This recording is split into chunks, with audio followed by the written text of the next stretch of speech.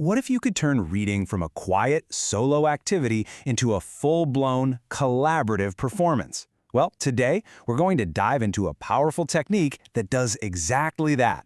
Let's get right into it. This is the big question, isn't it? We all know how important reading is, but getting students to go beyond just saying the words on the page to really connect with the story, with the characters, and maybe, most importantly, with each other, that is the real magic. So how do we do it? Well, the answer isn't another worksheet or another book report. Nope. It's something way more dynamic, way more engaging. It's called Reader's Theater. And believe me, it is a game changer. Okay, so what exactly is Reader's Theater? Just think of it as a staged reading. You can forget about costumes, forget about complicated sets, and here's the best part.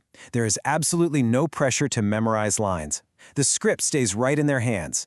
The entire focus is on using your voice and simple expressions to make the text jump off the page. It's all about the performance, not the production.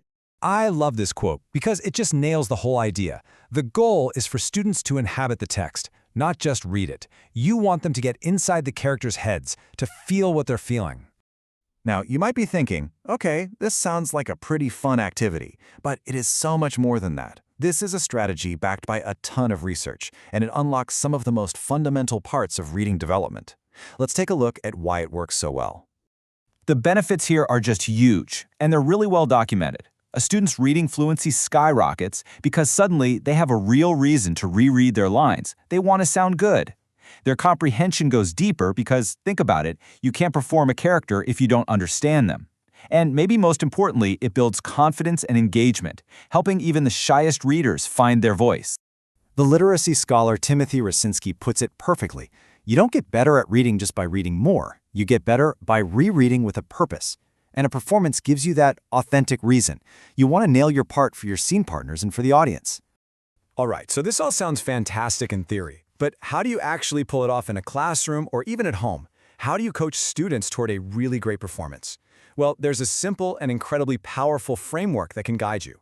It's called VEET, V-E-E-T. Just 5 letters, and each one is a crucial building block for an amazing performance. Any guesses what they might stand for? All right, here they are. They stand for voice, eyes, emotions, expressions, and teamwork. By focusing on just these 5 elements, we give students a clear, easy-to-follow roadmap to becoming expressive and really confident performers. So let's break down each of these 5 keys, one by one. First up, we have V for voice.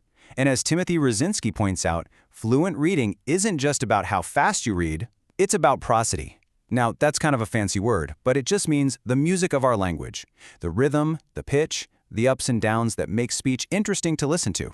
In practice, this means we get to teach students to play with their voice. Should a line be shouted or whispered? Should they say it really fast because they're excited, or slow it down for a dramatic moment? Mastering this not only makes things clearer for the audience, but it also gives the speaker a massive confidence boost. Next up is our first E, eyes.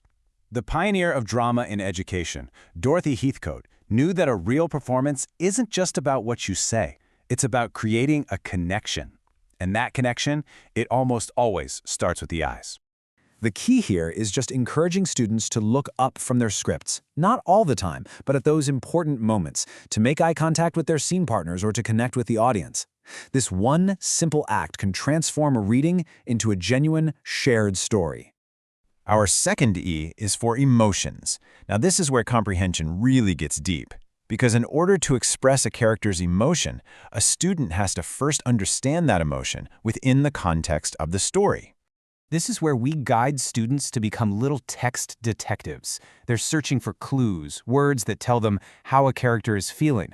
Are they angry, joyful, scared? And then they have to figure out how to translate that feeling into their voice. It's such a powerful exercise in empathy.